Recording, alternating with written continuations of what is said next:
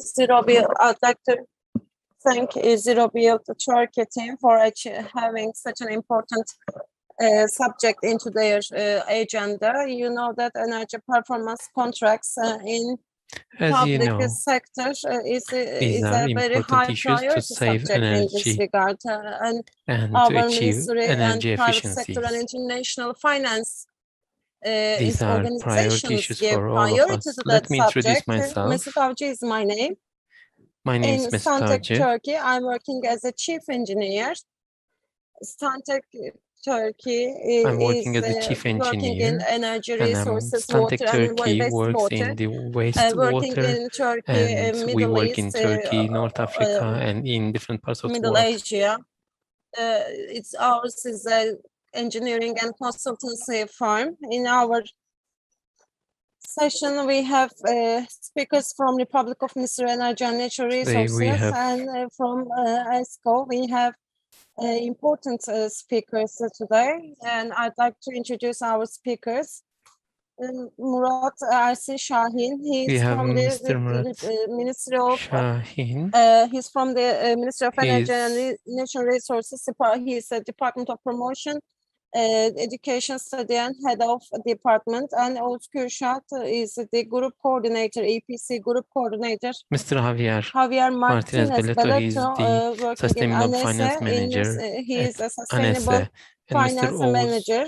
Kabakçı from the Republic of Turkey Ministry of Energy, and he's the APC Group Coordinator. And we have Murat, Ersin, Şahin from the Department of Promotion, Education and Services, covering Study. all He is the head of the department. And we have Mr. Jaroslav Marousek. He is the Executive Director of the CMVP. He is an Executive Director in CMVP. Which is a company in Czech Republic, and in he is responsible for it's a consultancy Czech company for EPC projects. It's a consultation company. We have simultaneous interpretation. Will be published in English and Turkish languages. I do not want to take too much of your time. Let's giving this information, I'd like to give the floor to the head of Department of Promotion, Education and Study. Yes, the floor I'd like to start with Murat, yours. Ersin, Şahin. He's going to talk about what is EPC. And in his presentation, he's going to talk about the energy saving potential and also implementation of this sector. Yes, the floor is yours, Murat Bey. Hello, everyone. I'd like to salute all the session.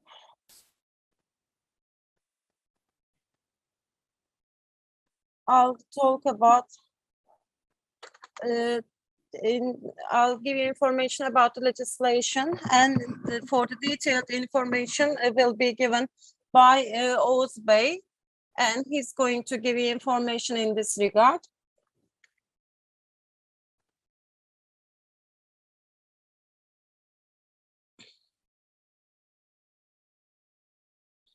Can you see my screen, my presentation?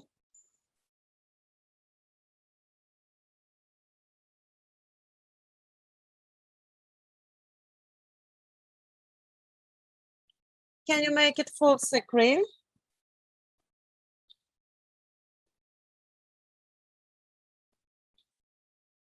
So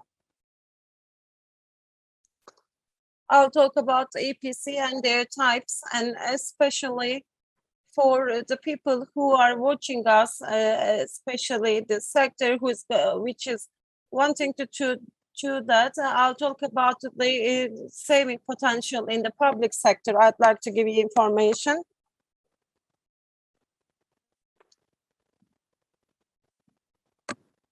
And we have a certain, I'll give you information what we have done so far. And energy performance contracts for you, if I am to give an information, it is for energy efficiency and renewable energy, and it is with the decrease of the operational costs, and the savings are used and financing the projects. It is the provision of the capital. There are three types of guaranteed, shared, and renting or leasing can be the model. So when we say guaranteed, one in an EPCs, the related company covers the cost and although wants the other party to guarantee the savings, and this is how an EPC is assigned. And with the savings, the project is finalized. The risk is that the guaranteed savings cannot be ensured. That is a huge risk. So that all the costs is covered by the operational company, but this is a risk for operational company. And at the same time, and for the companies, there is if they cannot have it with the equity, the credit loans increases. And also shared EPCs is something that it is our system is built upon this shared EPC system. So for a certain period of time, the cost is shared for a certain period of time. Be it the cost is covered there by the related contractor, then give to the administrator, or it could be a half or 1/3 of the cost. Atipe, can you hear me? Can your presentation isn't progressing. We cannot see it full screen, and we are in the same it's the same page. Can you see my slides right now? You are in the 4th slide, but it's not full screen. When I make it full screen, there is a problem. So we can continue this way. Can I continue? As the ministry, they shared EPC model. So we've been working on this model as the ministry. And within that scope, generally, we will use this in the public sector mostly. Another energy performance contract model is the leasing model. And this model is applied in the private sector mostly. And when we look at the world market regarding EPC, we can say that the energy efficiency market is 4 billion sector, 28% of this S.R.O market, and Turkey has its $300 million. Turkey has a share in this market. And in the world, when we look at the practices in Germany, S.R.O market is very developed. And we can say that there are more than 500 S.R.O companies. And we can say that 75% of the EPC is implemented by the public sector. The universities, the public housing, collective housing, and administrative buildings, they are implemented in such areas. In Austria, it is used for the lightening of the streets. In China, there are more than 4,000 S.R.O companies, and 72% of the EPC contracts is in the industry sector. And in the USA, 82% of the EPCs is implemented by the public sector. And we can say that the guarantee method is more common. When we look at the saving potential in our country, the regulation is based on this. As the ministry, our responsibility is to detect and unfold the energy potentials in the public buildings and making the energy studies in this regard. And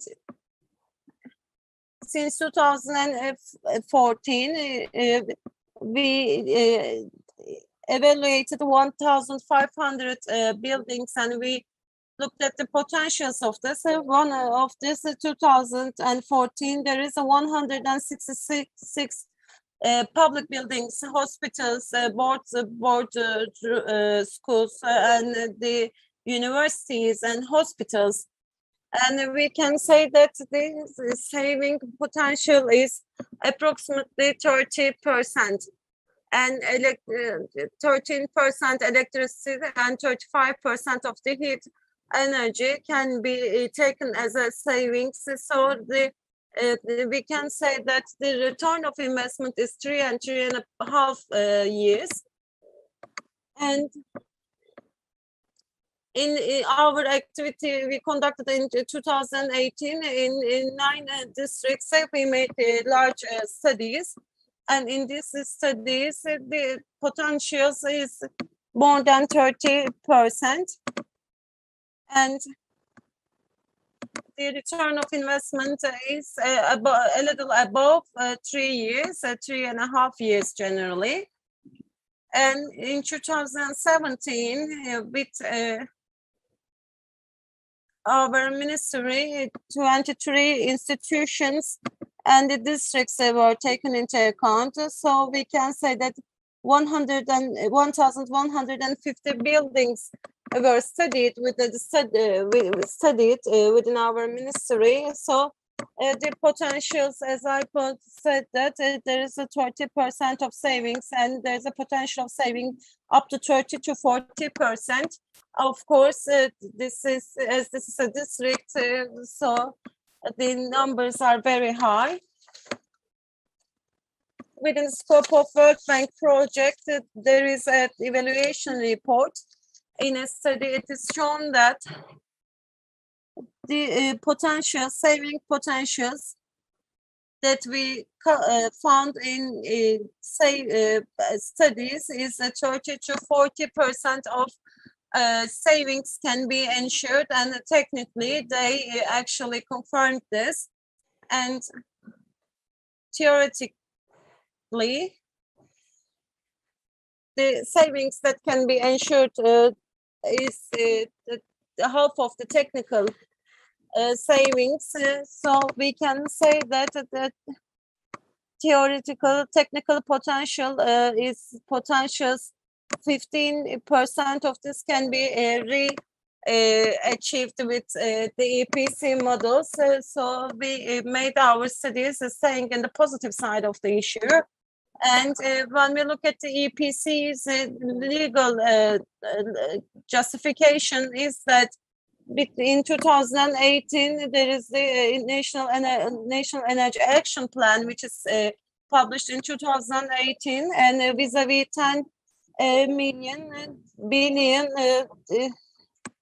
there will be a saving of 30 billions. So we can say that energy saving should be defined, and energy efficiency will be increased in municipal buildings, and energy performance will be improved in the public buildings, and also increasing energy efficiency in the general lighting. And for increasing the energy efficiency in the public is published in the strategy document, which is a strategy document of our ministry, which is published in 2012. So what we have done so far, we made the studies, and also we looked at the potential savings levels, and we detected the savings potentials. And in order to realize this, what we can do, we looked at all this, and within that scope, in 2020, there is the circular of the presidency office is published, which is numbered 2018, and it is about there is 15%. It is detected that there is a task of 15% less energy use. So in 2020, 2023, there will be 15% less energy consumption will be there from the reference figures, and all the public institutions started working on this, and we can say that of course the public buildings which covers 10,000 square meters of indoor areas, and in our ministry since 2020 they started reporting to our institution, to our ministry within the scope of this circular. Until March, the energy consumption, total energy consumption is reported to our ministry, and within our activities up until so far more than 2,400 public buildings are within this scope, and they started making their reporting to us. And this year and before this year, so what they have done so far in terms of energy, and also all the activities are reported to our ministry, and approximately we are talking about an indoor area of 85 million square meters, and reference energy use is 1.3 million TEP, and so 37% is electricity and 63% is the fuel consumption. So energy, when we make a calculation with the current prices of energy, we can say that 6.2 billion TL is the current buildings worth. And after the circular is published, we initiated the start of this issue. And in the legislation, it says that in the energy efficiency law, it says that there is 15 years of tenders became possible, and with this, and the sub-regulation to this law is made in as of April 2021. Energy performance contract communique was published in the 15th of April this year. And regarding this communique, of course, there will be Kürs will give you detailed information regarding that. But I can tell you that the communique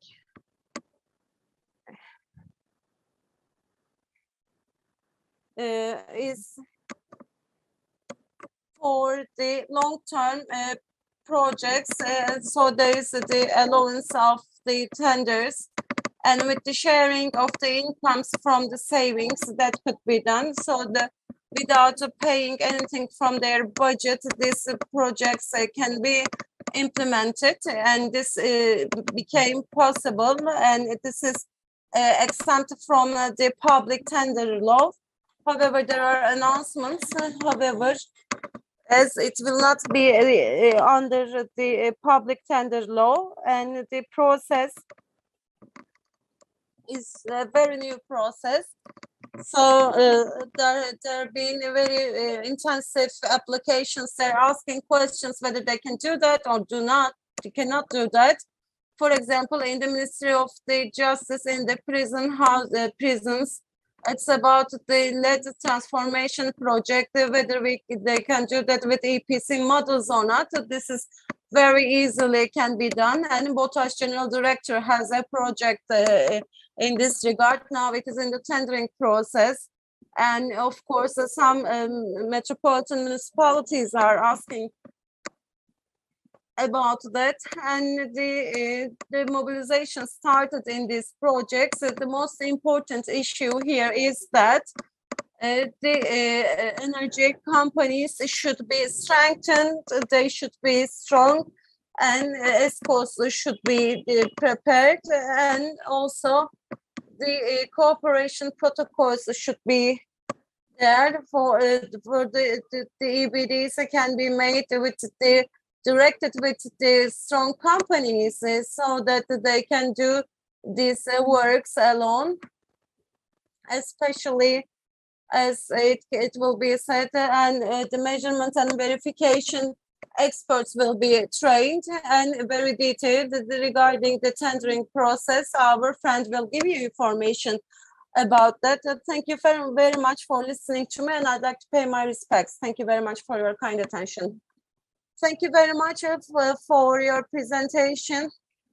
In Turkey, you talked about the savings potential in the public sector. This has been a very informative presentation, and this potential, how it can be done with the energy performances. So this has been a very informative presentation. Once again, thank you. The second speaker is from the Ministry of National Education, Mr. Kabakçı from the Ministry of Energy and Natural Resources. He's the EPC Group Coordinator. He's going to talk about procedures and principles regarding the implementation of energy performance contracts in the public sector. The floor is yours. Thank you very much. I'd like to thank everyone who contributed to the organization of this event. I will share my presentation right now.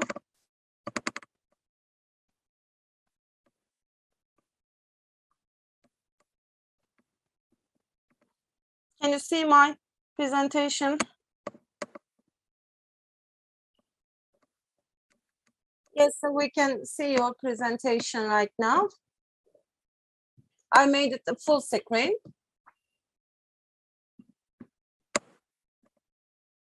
I can't see it full screen.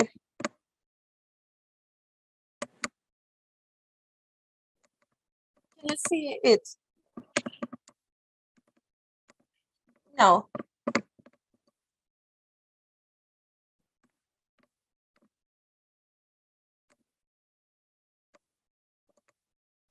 It is full screen right now.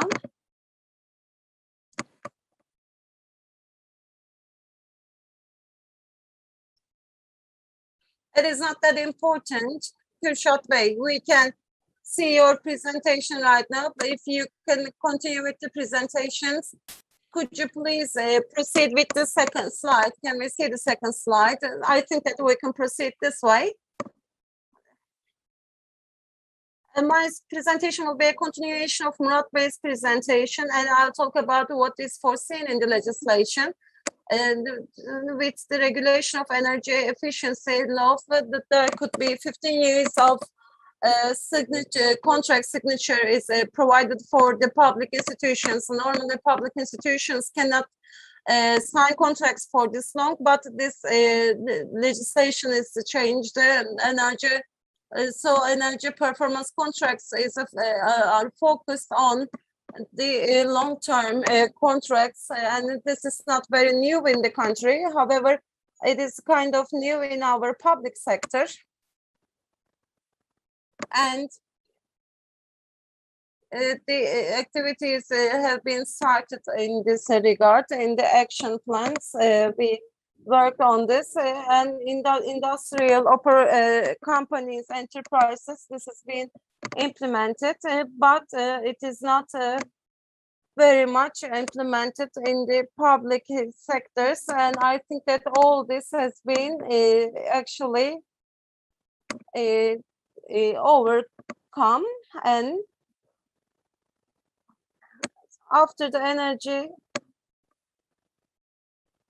law, efficiency law is defined, amended, and for there is then a saving objective has been defined, and with the ministry, and regarding this performances, the procedures and principles have been published, and this the detailed explanations can be found in the communique on the implementation of energy performance contract in the public. In the energy efficiency policies, it says that public institutions can make long-term EPC up to 15 years. This has been defined, and for the principles and procedures is published by the Presidency Office.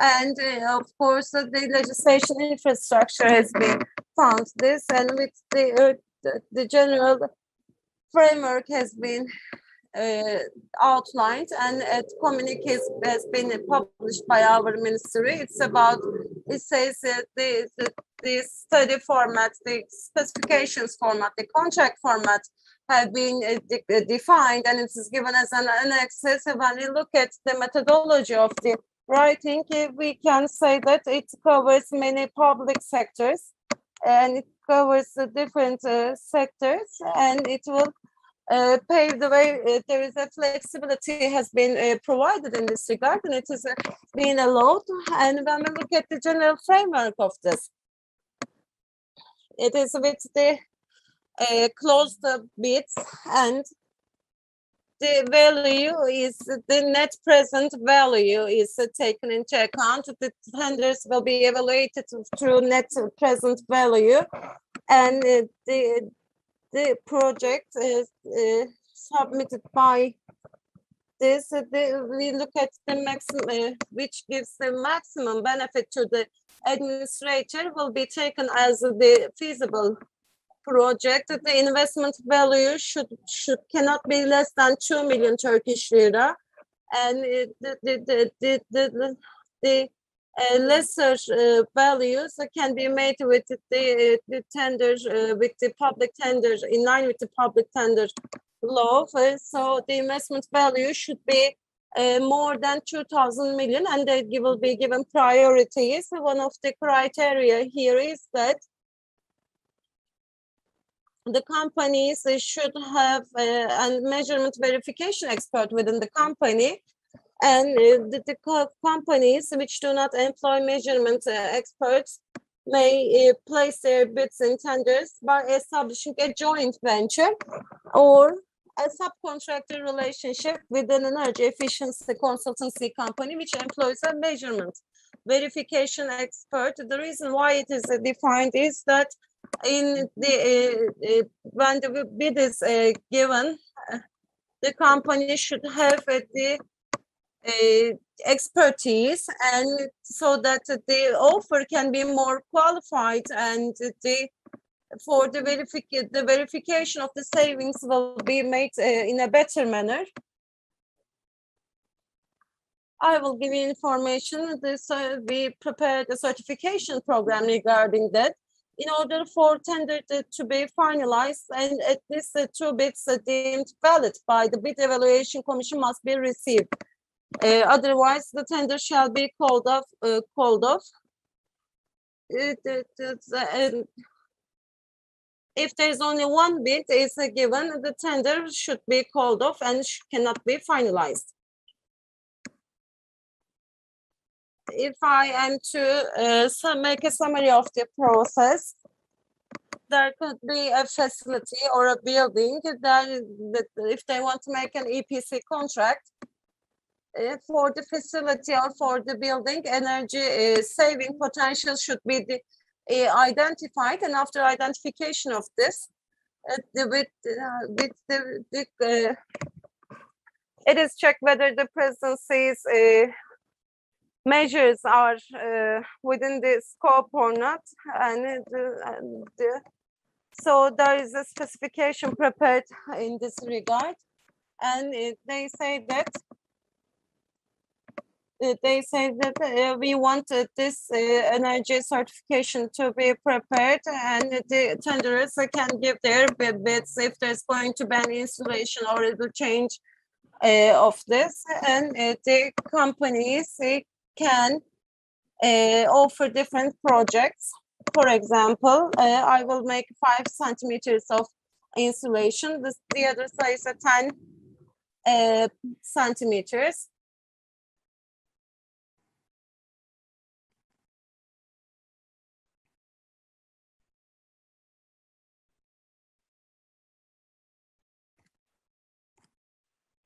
So what kind of benefit does this project contribute to the administration in terms of energy consumption, and what share does the contractor want from this saving? So this is all actually shown on a table, and the maximum actually benefit for the administration is the determinant of the contract. After the signing of the contract starts the implementation period, and that is stated in the specification. And the amount of time required to start savings, for example, that can be a 12-month period for a building. And then the contractor applies to the administration after implementing the project, saying it started making savings, and then a commission helps the administration check it. If suitable, the administration accepts that application and then starts the monitoring period, where the project starts saving and energy consumption of the building starts to fall compared to the baseline. And in the monitoring period, every 12 months, the contractor prepares a saving verification report saying this was the energy consumption for the energy efficiency measures, and this is the current picture. This report is viewed by the administration, and if it approves it, it makes payments to the contractor in a way not to exceed the amount in the contract. For example, there is less than 70% savings as required by the contract, and there is no payment because the savings need to be realistic and it should, in fact, be visible. At the end of all this, the contractor receives an annual payment, and also it can receive a monthly payment to be actually settled at the end of the 12-month period. That's how the contract continues. Here, there are two critical aspects. The survey is conducted by the administration.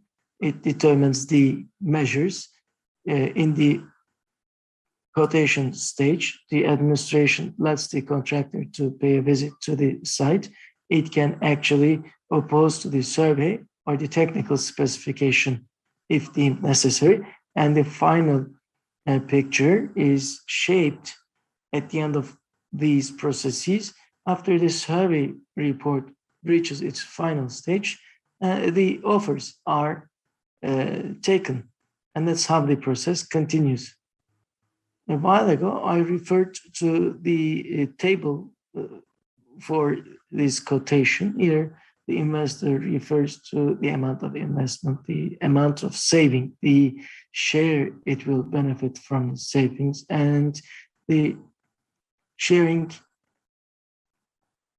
share to be provided to the administration. And here, the highest amount of the offer with the highest amount of savings is accepted as the valid offer. Our ministry has a section providing legislative information as well as relevant sources. Also, we prepared a promotional movie published on the ministry website. You can also actually see the English translation of it. So in the period ahead, we aim to organize measurement and verification training for 70 people, and this will be continued in the coming years to enhance technical and efficiency capacity and to ensure energy performance contracts are implemented efficiently in the public sector. Thank you very much for your attention. If you have questions, I can address them after the presentation. Thank you very much, Mr. Kürşat, for your presentation. You referred to the energy performance contracts and their implementation in the Turkish public sector.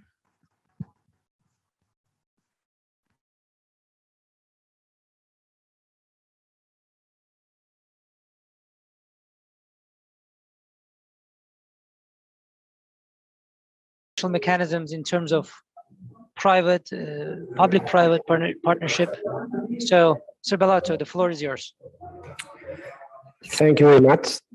Thank you very much for the invitation. Thanks to Jasmine, Oslem, and Mesut for giving me the opportunity to be here. Can you listen to me currently? And do you see my computer currently? Yes, it looks fine. Perfect. Okay, so go ahead. My name is Javier Martinez. I'm working as a sustainable finance manager in the association, in ANESE. And let me introduce to you what is ANESE. ANESE is the Spanish S.R.O association. As you can see here, we are more than 100 partners. Most of them are S.R.O companies, but there are also different technology partners. As you can imagine, my role in ANESE, I'm working as a project manager in several European projects. Most of them focus on increasing the financing in energy efficiency sector. For example, one of these projects that I'm going to present is one of them that we are going to mobilize more than 30 million euros in sustainable projects, and I will share with you how we are going to achieve that. So this is the index of my presentation. I would like to divide in two main blocks.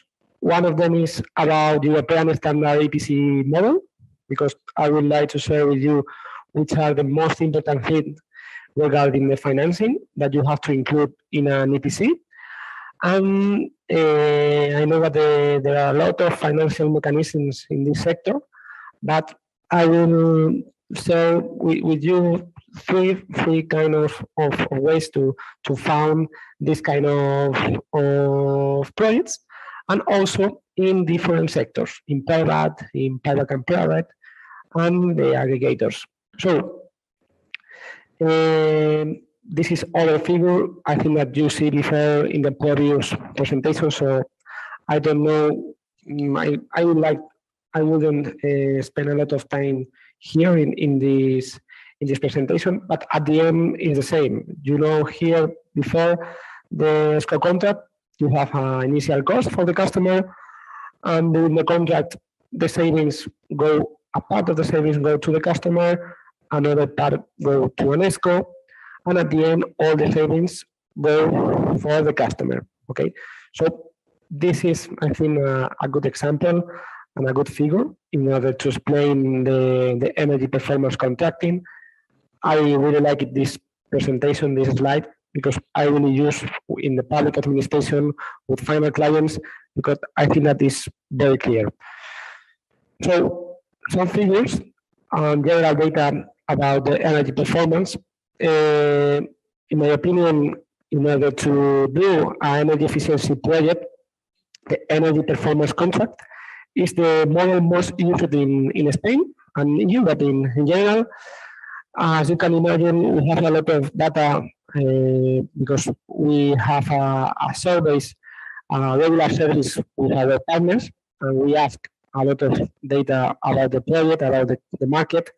I will say that the contract, the average of a contract, of an EPC contract, is right now between 7 to 8 years length. So regarding the budget, I will say that more or less the average project budget is 500,000, between 500,000 to 700,000 euros. And other very good point is that the energy savings are always, or the most of them, achieve more than 30% of savings. So I think that this is the general data of the S.R.Os who works in ANESE and in general in Europe. By the way, now I don't know if you know that the European standard body, the European Committee of Standardization, is working to create a standard for all Europe in order to create a minimum requirements of an EPC. So now it's a draft.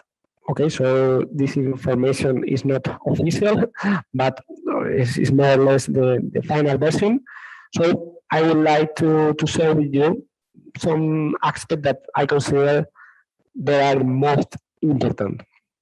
So first, of course, an EPC model, you need to achieve energy saving targets, okay? But nowadays, an EPC can include more targets. I mean, environmental, you can include cost reduction or safety measures, as you can see here. But of course, if you include this kind of aspects, they are paid in relation to other criteria, okay?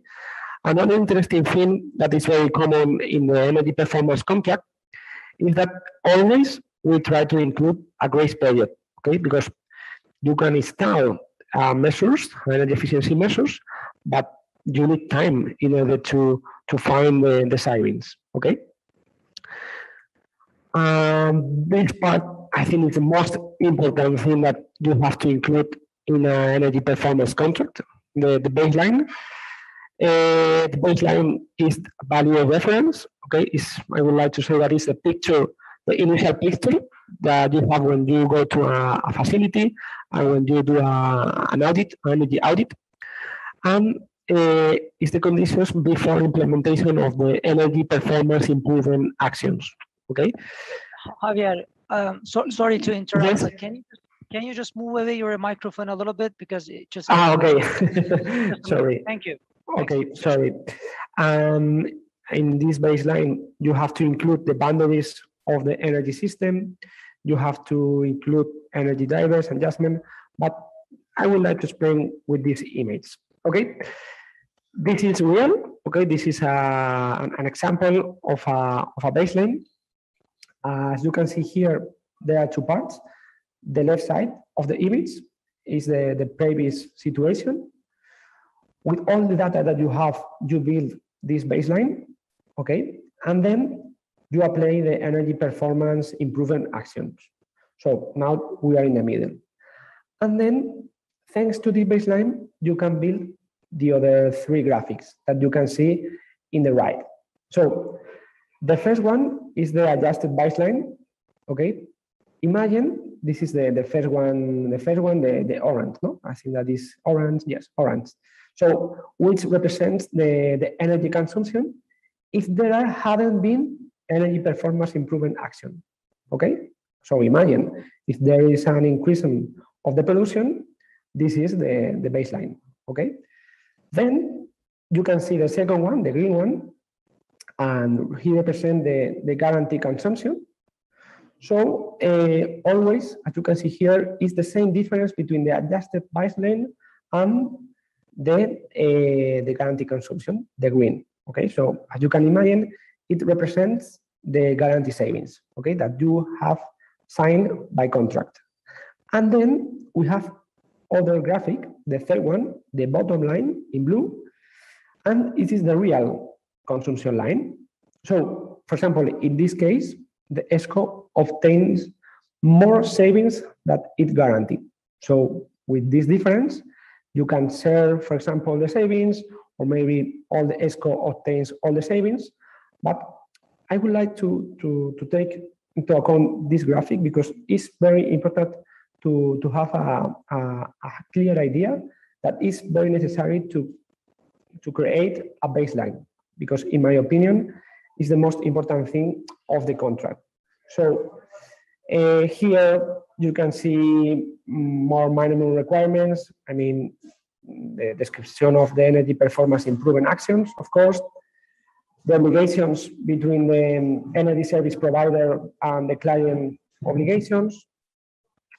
And here, now I would like to stop a minute because in my opinion, the payment mechanisms invoicing is also very important.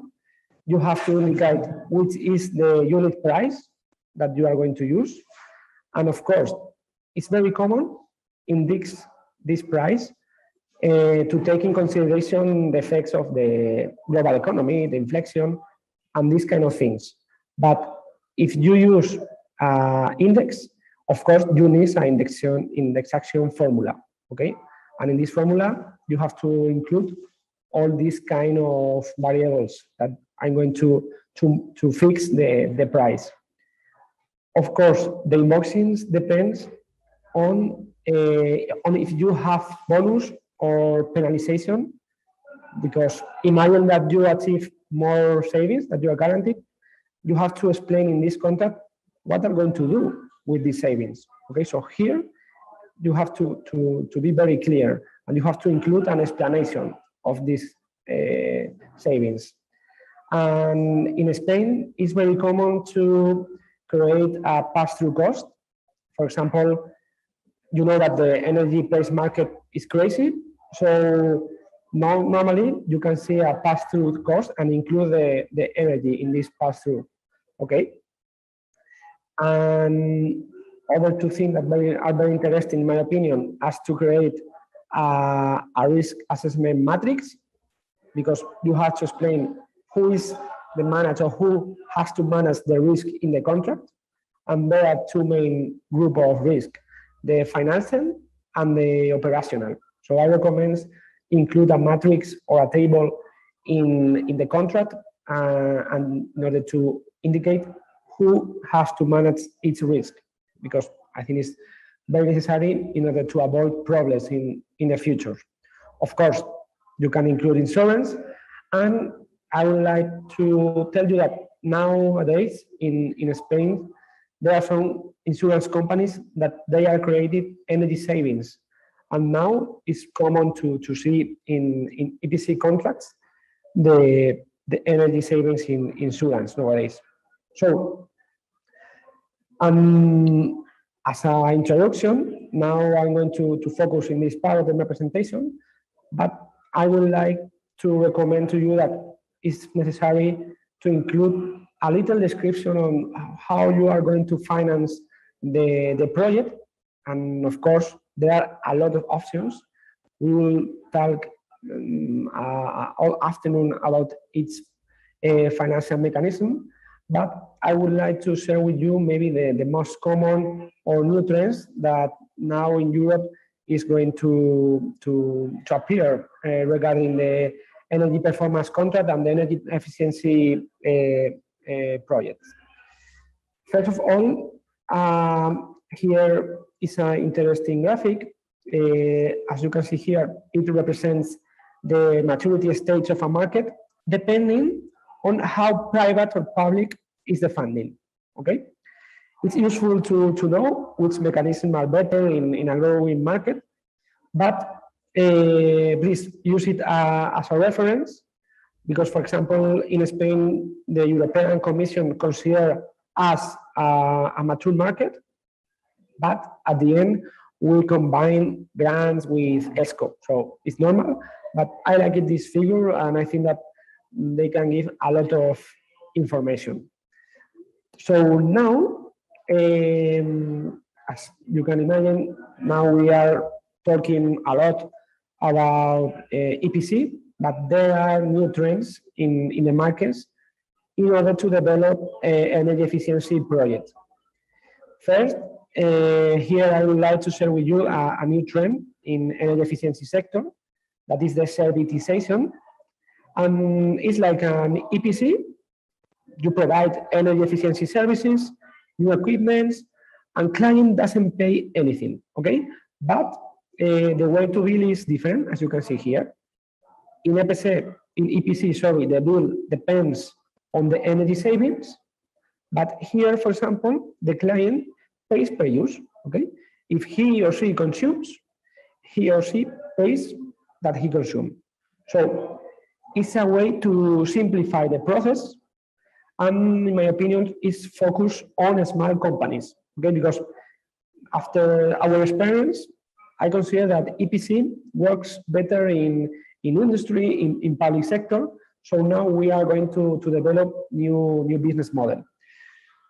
And at the end, of course, energy, the servitization, the energy performance contracting, as you can see in the last column, both model, share savings model and servitization model are of balance sheet, okay, for the client.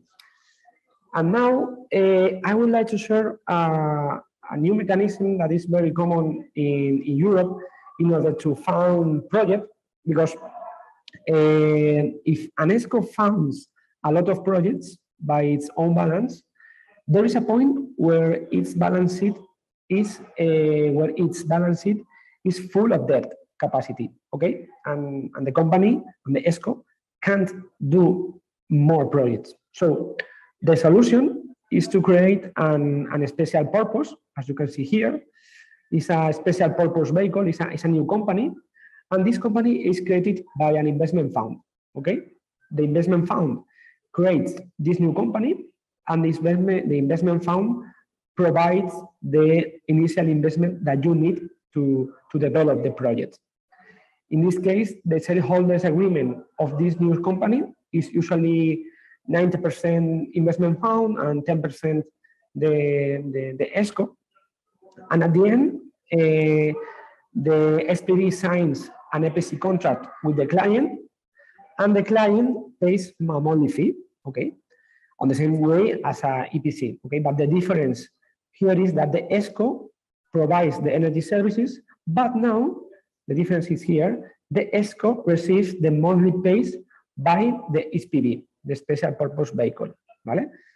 This mechanism is common in big projects, for example, but you can see in a lot of sectors, for example, but it's very common. Is the way in order to can ESCO do a lot of projects, because if not, it's difficult to create and to grow, no? Because they assume a lot of debt, but with this mechanism, it's a way to have on balance sheet the projects. Now, I would like to say that, in my opinion, it's necessary to combine the public and private grants and to create partnership between public and private partners. So here in Spain, there is a public guarantee fund, the Fondo GEBE. This fund, the idea of this mechanism is to use public funds to mobilize private investment, and how the public administrations provides public money to cover possible non-payments in projects, okay? So banks join to this mechanism, and with this guarantee, they can provide better market conditions to the final clients. So works like a leverage factor, as you can see here, with 5 million euros from the public administration. The idea of this public guarantee fund is to mobilize 30 million euros in energy efficiency project. In this case, they are focused on residential building sector, and now 3 banks participate in this financial mechanism. Okay, so it's a great idea in order to create public-private partnership in this sector in order to boost the energy efficiency market. And now, to finish, I would like to present the key to fund energy efficiency projects. Our experience said that the projects are small, they have small budgets, and they have a long average contract signing because ESCOs needs time to find funding. So our solution is the project aggregation, is to create portfolios of projects in order to be attractive and in order to have the interest of the banks and the financial institutions. So with this project bridges the gap and reduce the time we created.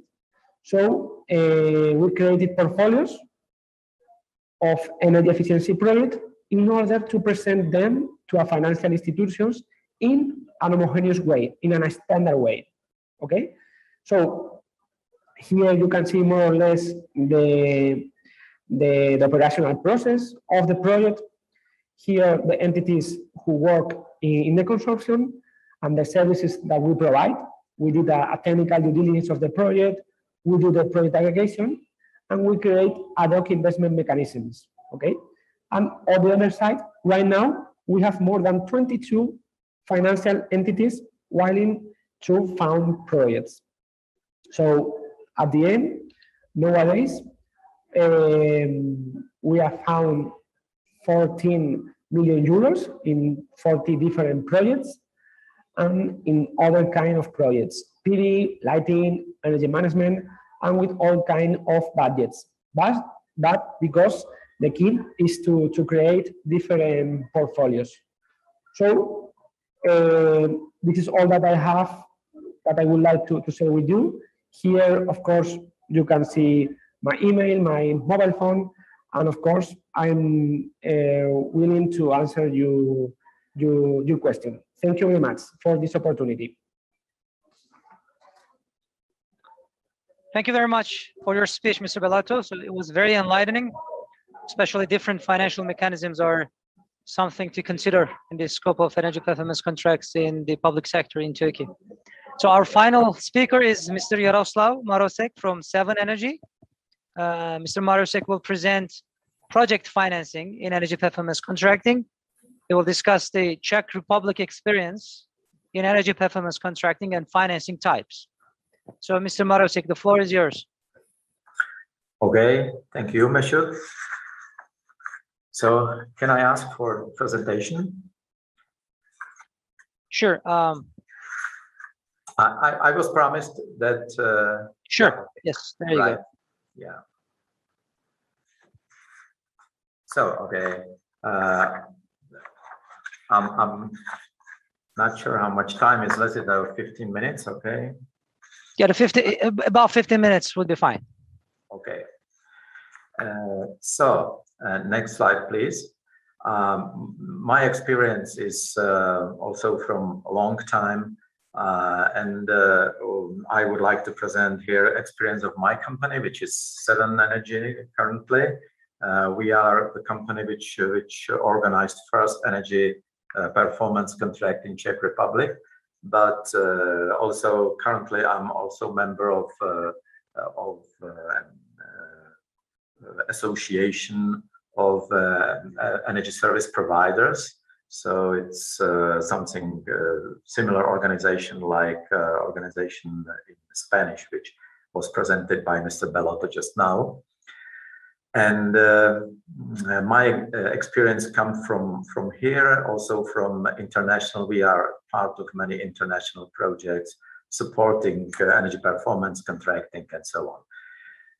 I will skip slides which probably repeats what was said here by previous speakers, and I will go directly to the content of my presentation.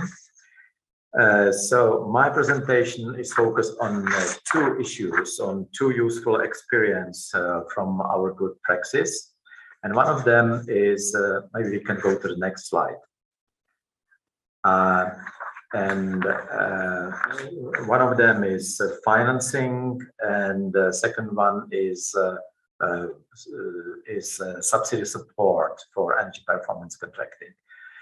So maybe generally also Czech Republic has a long time experience in energy performance contracting since the year 1994. There was first big contract in industry signed, and now after about quarter a century, we have over 200 successful energy performance contract, and number is growing. Such a Czech speciality is that energy performance contracts comprise a very strict measurement rules which require cash payment for non-compliance with amount of savings which were guaranteed, which were promised. And in addition to this, we have several specialities which differ from what was presented in Spain currently, but the size is similar. Contracts are between half and 1 million euro. It's average. The largest contract has reached 10 million. Currently, we have the contracts are growing. Currently, we have also twice as much in size. About financing. Generally, all energy performance contracts are lean on bank financing. Every contract is connected with bank financing somehow. And traditionally, from very beginning, the most common energy efficiency financing was a loan provided to the ESCO. And ESCO paid all this equipment and installation, and then everything was paid back to ESCO, and ESCO paid back to the financial institution, usually the bank. It was very aggravating for ESCOs because after 1, 2, or 3 projects, payback lasted something like 8 years, from very beginning 5, 6 years, then 8 years, then currently we have average 10 years. So quite long EPC contract aggravated ESCOs very much, and ESCOs were looking for some other way how to release that aggravation from their books. Mr. Belotto presented one very clever approach, which is special purpose vehicle. But in our conditions, special purpose vehicle is a very good solution for large project only. I would say something like 4 million euro, 5 million euros. If you have much smaller project, which average 1 million or 500,000, special purpose vehicle is too expensive issue and quite complicated. So we were looking for some better approach. Something from very beginning, we were looking for something like project financing and tried to persuade banks that projects are very reliable with low risk, and they need not to have a collateral. Collateral is not so important. They just need follow quality of the project and so on, so on. And finally, we succeeded. Next slide, please. And so this is just the presentation of this traditional approach, which I should have shown you before. From bank, money flow to ESCO, from ESCO, investment flows to the customer. Everything is built in customer's premises, and payment goes back to ESCO, and ESCO pays back the repayment of loan to the bank. So next slide, please. Yeah, and so this is description what we have seen on the chart. We can go directly to the next slide, which says how to solve the problem so that all this investment is off-balance financing and does not aggravate ESCO's accounting book. So what about 15 years ago, one ESCO discovered an approach and made special agreement with a bank and sold claims invoice to the bank, and bank agreed that energy savings projects are so reliable if well prepared, if ESCO is qualified enough and is able to calculate savings well, that it does not depend on ESCO, that all the risk depend only on the client, and if clients survive, there is almost no risk with energy savings. And based on this agreement, banks focused very much on public sector, which is very reliable as for time. So schools, universities, hospitals, there is almost no risk that they disappear during the next 5, 8 years or 10 years. So they developed this arrangement. So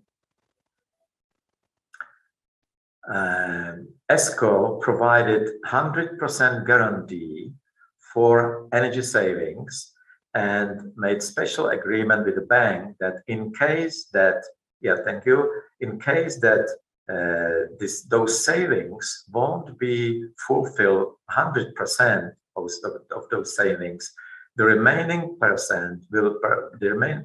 percentage will be paid cash by S.R.O.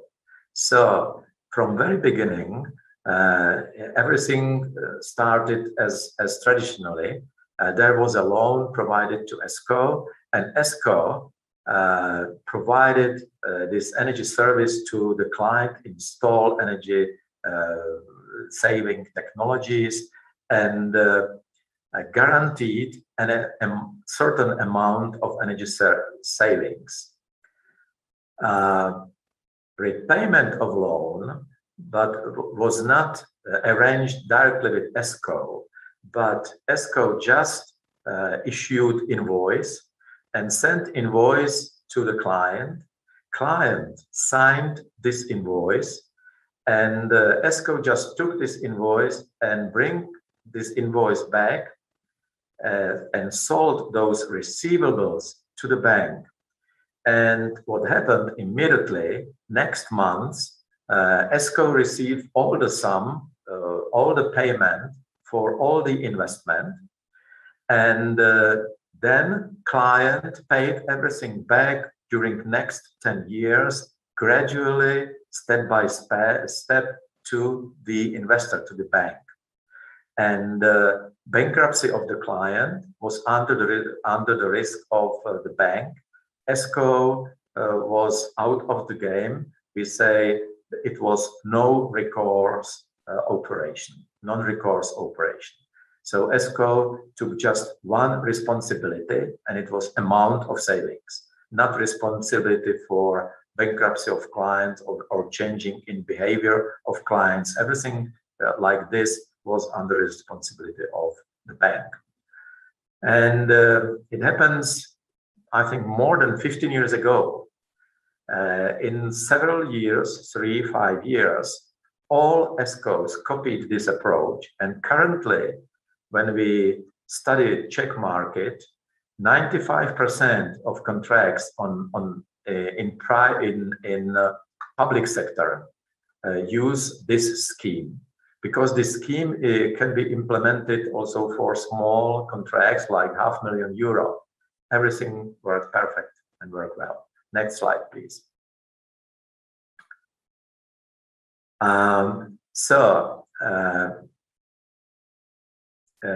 It's not so easy in industry, and that's why industrial projects sometimes use this approach, but sometimes not. That's why total is about 75% of all projects use this type of off-balance financing.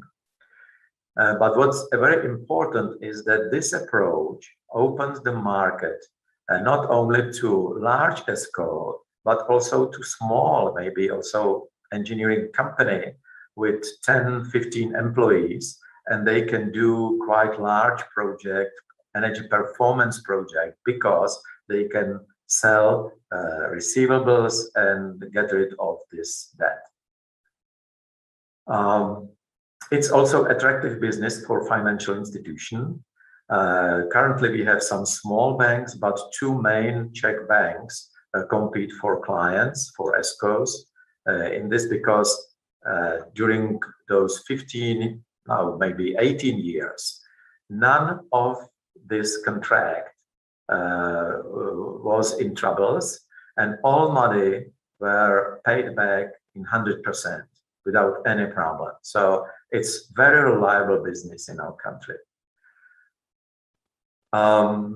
And of course, this financing scheme has become an important amplifier for EPC market growth. Next slide, please. So it was the first one, and now second issue I would like to present is combination of energy performance contracting and government subsidy. Something like this was also mentioned in previous presentation. we have succeeded in combination energy performance contracting with European funds and also with governmental funds. So there are much more money now in this type of business. And why it was important? It was almost necessary, because if you intend to make so-called deep building reconstruction, you need to change technology, but you need also improve building envelope. And investment in building envelope has very long payback. It's difficult, almost never. It happens that investment in building envelope, window exchange, and so on, have payback below 10 years. Usually payback is something like 20, 30 years. And because energy performance contracts are private business in principle, over 10 years, almost no ESCO is allowed or is willing to go and sign long-term contract. That's why we need some governmental support, some subsidy, which shorten this 30 years or 20 years payback to at least 10 years payback. And it happened. From very beginning, it was very difficult to persuade government that invest money in private business, in fact. And also, first attempts were not very successful, because if government decided to support some very happy, very good projects which were signed, it was very difficult to squeeze in the end some useful subsidy which improved all the contract after the contract is signed. So next slide, please. And that's why we have developed a special procedure so that this subsidy is provided in very beginning, and everything has to go through competitive procedure with negotiation. Award criteria were set up so that best price quality ratio is a key decision about award. And if well-adjusted criteria, this process is very successful, and competition goes over this subsidy. So some subsidy is something like, let's say, base load, and above the subsidy, we compete for the most cheap and most efficient solution, most efficient project. So, and after 2 or 3 years, it's just quite fresh experience, maybe 3 years now. Governmental subsidy was extended. There is a special methodology developed and announced by the government. After several attempts, they clarified it, and now there is a big interest on energy performance contracting using governmental subsidies. As a result, implementation of EPC project is growing both in size and in number. So currently, for instance, we have 2 projects with investment size about 25 million euro, which is feasible only because of building envelope is subsidized by the government. Yeah, thank you for your kind attention. Thank you very much for your speech, Mr. Marousek. Very interesting presentation. I actually have a question for you, but I'll just skip it to the end. So with Mr. Marousek, we conclude our speech. I would like to thank again all our speakers for their speech. We can now move to the questions and answers. I believe I do have a question to Mr. Martinez, I believe. So, Mr. Martinez, someone asks, could you please explain insurance mechanism in more detail? How did insurance companies develop the related capacity? can they forward these guarantees to financial institutions to secure related loan and repayments? Yes, of course. Now the insurance, the energy insurance, is provided by one or two insurance companies here in Spain. The insurers include the energy savings because they have a list of technologies, and if your project include these technologies and you go with a good technology partner, that included, and the energy savings insurance cover only 5 years. So maybe this is the main barrier, because as Jaroslav said, and I said, that more or less the average of our energy performance contract is 10 years, 8 years, and now the main problem is that the length of this energy insurance is only 5 years. But yes, the insurance cover the performance of the contract, and depends also the technology. Sorry, Mesut, I can see you. I think that you are in mute. I'm sorry. Yeah, thank you. I have a very quick question regarding your presentation. I've noticed that you mentioned 500 to 700K thousand euros per project somewhere in your presentation. What kind of projects are you talking here? Like industrial projects, or projects in buildings, or like in public sector? All of them, because like an average? Yes, all of them. And I know maybe the average is higher because we include the public lighting projects.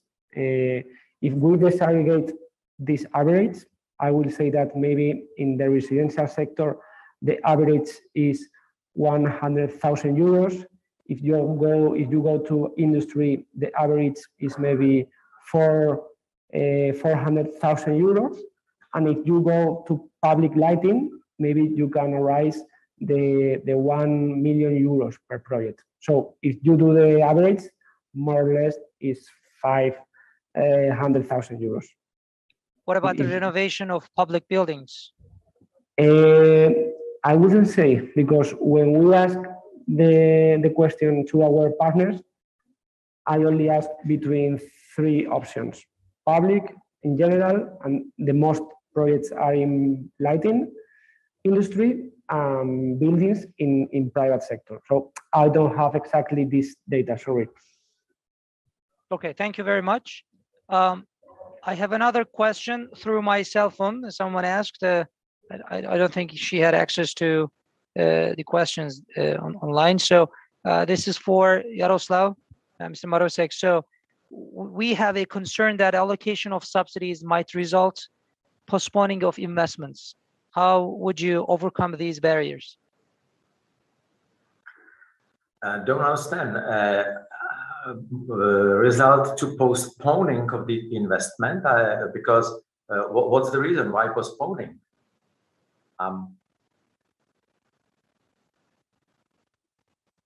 Subsidies. Okay. I am not. I maybe here I can understand the question, because here in Spain, for example, right now, you know that we are going to have a lot of millions of the European Commission. And we feel that a lot of people, the final customer, wait to do the energy performance contract because they hear about the subsidies, about the grants, and at the end, you have the S.R.O, you have the bank, you have the model already, but there are going to be subsidies, and then the final customer stop it. So here in Spain, we have also this problem. For me, it's a pity, because at the end the market is in standby. Yeah, it's clear for me as well, because now, like, sometimes they hope that they will get these subsidies eventually, and they keep waiting and waiting. But in the meantime, they have a lot of opportunities which could just pay back for maybe a few months or like a few years. So this is an issue. So what do you think about this? Yeah, so, okay, now I understand.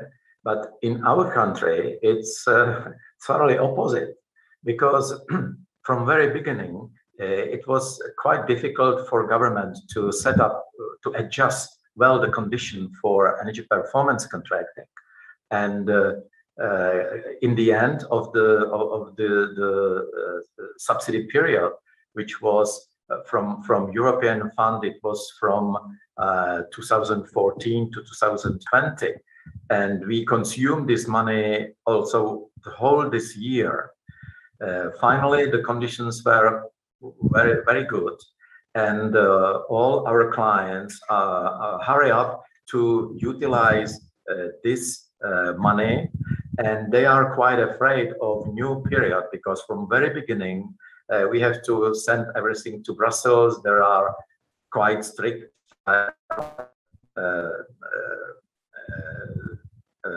quite difficult to fulfill all their requirements, and from very beginning this new program is more difficult to get through than later on.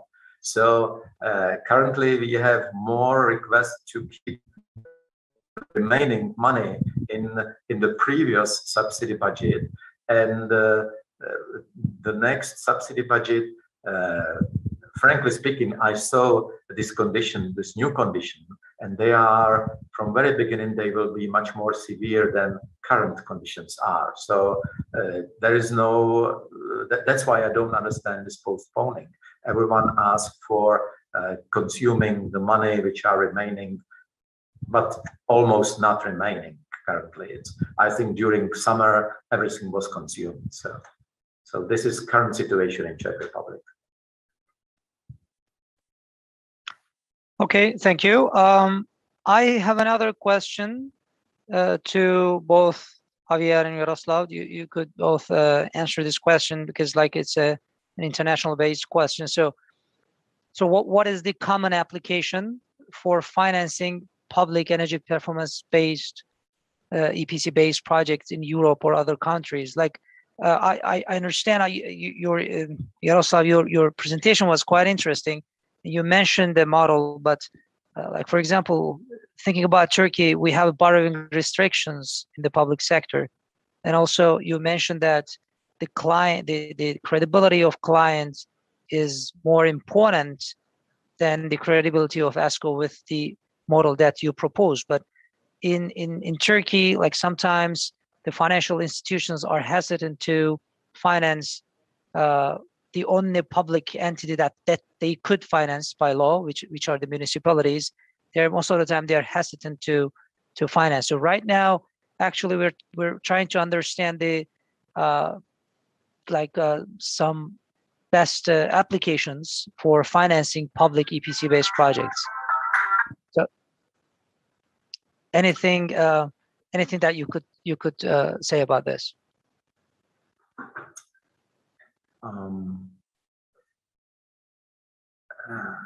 Frankly speaking, I don't know concrete conditions in Turkey for public institutions, but it's natural in Czech banks. They just have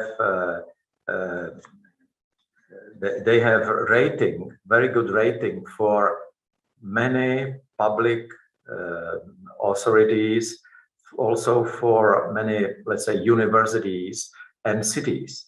And for those usually large cities, traditional universities, they don't afraid any troubles with payment. And the only question is whether they sign a good energy performance contract. And after everything is installed, they are just waiting for their signature on the invoice, which confirms everything was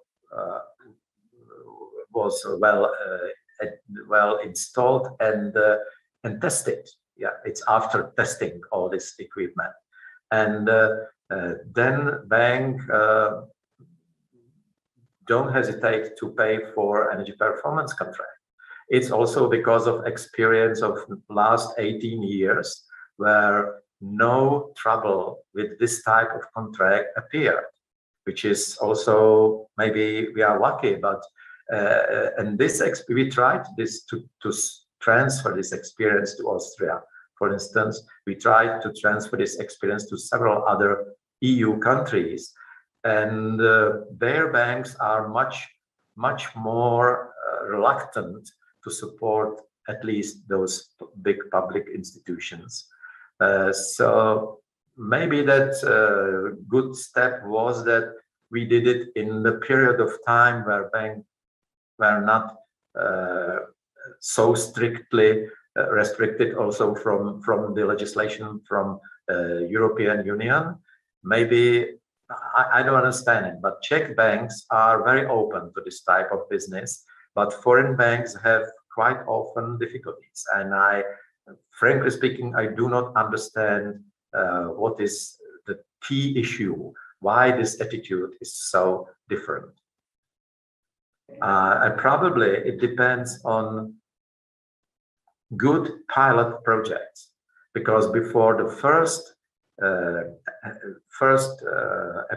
decision of the bank was signed, we had something like, let's say, 10 very successful projects, and we could present that all this cash flow was well paid and clients are happy.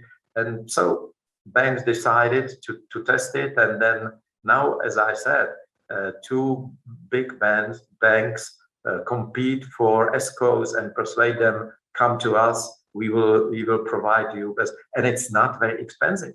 From very beginning, they had very high risk ratio, but now it's, let's say, between 1 and 2%, nothing. It's cheap.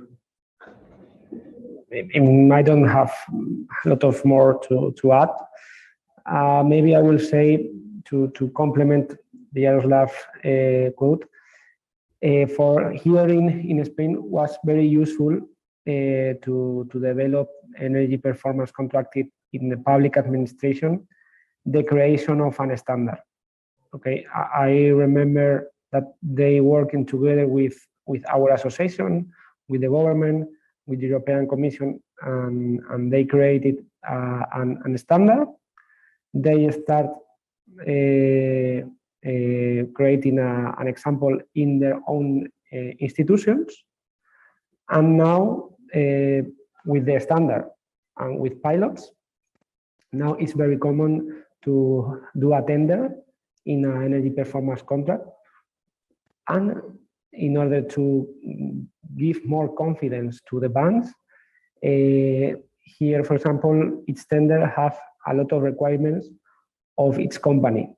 You ask for the company have experience, you ask that the ESCO company have a good rate, and you include this into the tender. So at the end, you know that the ESCO that are going to be the project has a good rate, has a good skills, have experience. At the end, if you have a standard contract, if you have a good ESCOs in your country, and if you have pilots, the banks are very happy to found. And right now we feel that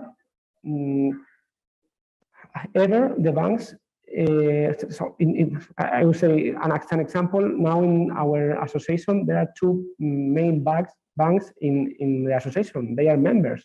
And 2 years ago, the banks, they didn't know anything about ESCO. But now they are very curious about our project, about our sector, because of the new trend of the banks, of the investment funds, that you know that is all their investment have to be green. So now, in my opinion, it's a good moment to call the banks and say, don't worry, have confidence in the energy efficiency, because this is a green active. This is green. So the banks, the money now need to be green. So I think that this is a good moment for the banks, and they are very interested in this sector. Mm-hmm. Yeah, it's very good. I fully agree. I go along with you. This is big opportunity just now, and maybe, yeah, I noticed in your presentation one difference, which we have overcome some 15 years ago, and because we got rid of changing prices. Because if we had traditional, as it is described in all presentations all over the world, that you save money to the client and you wait for energy prices, how they will develop in future and so on, it's very risky business. And that's why for banks, it was quite risky business. What happened if energy will cost more or less and so on. So we switched to another approach, which proved to be very clever. Everything is built on fixed energy prices. And from very beginning, we did, okay, this is this year price, and we will keep this price for next 10 years. Now we do some estimate, and frankly speaking, it doesn't matter on if you make this estimate really exactly or if you make some mistake there. What is very important is to have for all 10 years the same price for energy, the same price for water. And also if you save some, let's say, manpower, the same price for manpower. And when client signs this contract, he confirmed that he will pay according to this fixed price, and bank has bank believes that all these conditions in the contract are fixed, nothing is flexible, and they go in. So I think that maybe that if banks are reluctant, maybe you could try to switch to fixed prices and persuade them that in fixed prices, signature on invoice makes that client agrees and will pay. And if it is university, which exists for 100 years here, why they should not believe for next 10 years? So this is also what I didn't mention, and I find it quite useful. And give me sorry, I know that we are run of time. And in addition, sometimes there are contracts where the S.R.O guarantee energy savings, but energy savings per kilowatt hour, not energy savings, not euro per kilowatt hours. Okay. Also, this is important because now, for example, here in Spain, the electricity price is crazy. So other option that a lot of S.R.O use is guaranteed energy but kilowatt per hour, not linked to the price. So sometimes it's also interesting because, of course, to be honest, I don't know how to work the Czech electric price market, the Turkish electric price market, but there is an option that sometimes here in Spain happens. Yeah, it is the same in principle. If you have kilowatt hours or fixed price euro, it's the same. It's just different calculation. And advantage of fixed price is that you can save more electricity and less gas, and you can recalculate it through those prices and fulfill. Okay, you can save some manpower. Okay, if you have fixed prices, everything can be connected into one. Water can be connected to. Yeah, so that's important to have everything in prices. But I agree. It's like if you have in kilowatt hours, it's the same. Either kilowatt hour or fixed price, it's the same. Well, yeah, I was gonna make a comment because as far as I understand, when you do kilowatt hour, that's independent from the energy price. But for somewhere like Turkey, where prices, especially energy prices, are quite volatile, I'm not sure whether these. I might be wrong, but I'm not sure whether these will be the same. So we don't have so much time.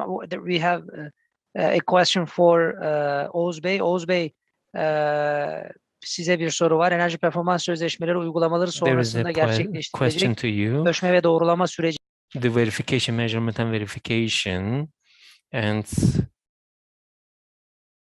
what is the timeline, or is there any period that we need to wait before the measurement and the verification is completed? Yes, this measurement and verification report needs to be prepared for every year. That means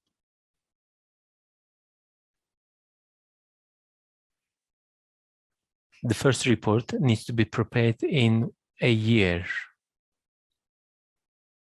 And it is difficult to prepare in a different periods because of the climate change or the climate conditions, or if some equipments are operated or not. But the system allows us to see reports,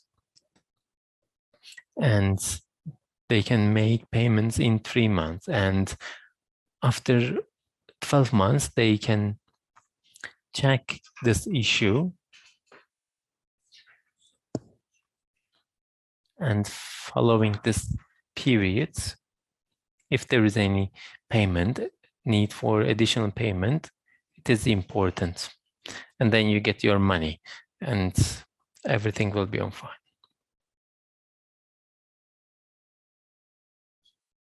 Thanks a lot, Oğuz Bey. Final question goes to Murat Bey.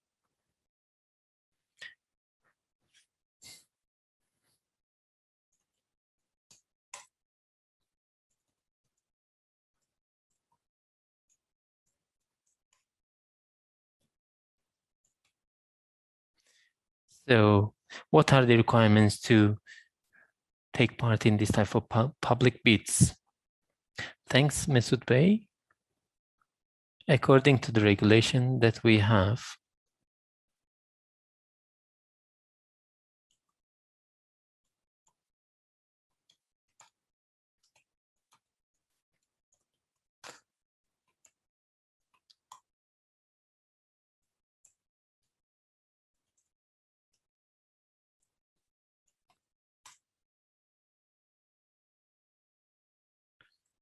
so the specifications that we add to the public bid needs to be examined by companies in a detailed way.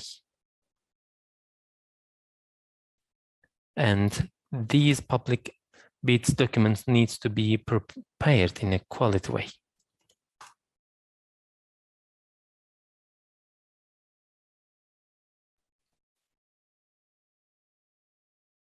Based on the specifications, the lacking points in the reports can be can be submitted to the administration, and also if they deem it possible, they can ask for a regulation. So the energy efficiency consultancy companies, they have to increase the quality of the study reports.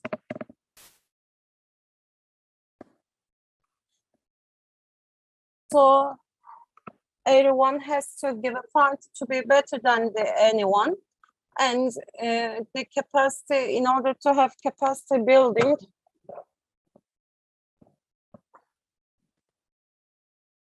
so we are trying to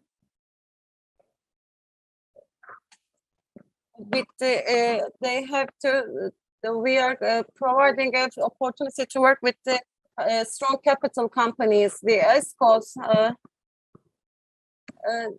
the S.R.O that we are going to name at S.R.O. We don't have strong companies, but we believe that the number of these companies will increase very fast. In Spain, in Czech Republic, they already